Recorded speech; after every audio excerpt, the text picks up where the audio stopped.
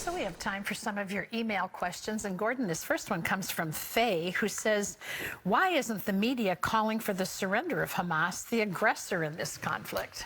Well, Faye, I'm in the media. I'm calling for it. And I think that's exactly where the pressure needs to be placed. But you look at how the media is structured, and here's some things that you may not know. Number one, in order to be a reporter for within the Palestinian Authority, so you're going to have freedom to interview people and take pictures and file reports. If you ever criticize them, you are kicked out. You will lose your credentials. I don't think that's ever been reported, but that's the fact. If you're one of the reporters in Gaza, you absolutely were favorable to Hamas. And I find that incredible. So when you hear things like the AP gave the News Picture of the Year award to a picture of a decapitated woman in the back of a pickup truck, the photographer who made that picture was part of the problem. I find it astounding that the AP wouldn't know what they were doing and how they were rewarding terrorism.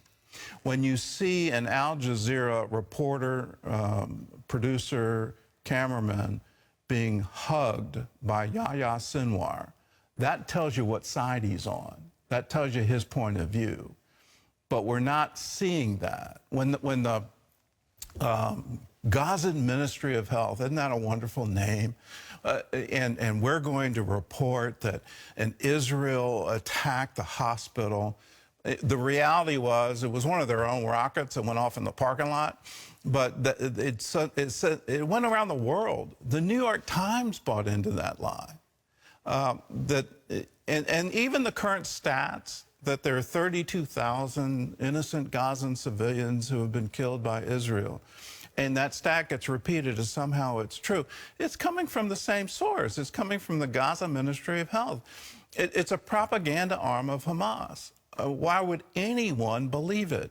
The pressure should always be solely and exclusively on a terror group identified by our own government as a terror group that's currently running Gaza. They should unconditionally surrender, release all the hostages, and I'll remind you, American hostages are in there too. Let's release all of them, surrender, lay down your arms, and stop this nonsense. That's where I think I'm preaching now. I got to stop. It's okay. It was a good message. It was a good message.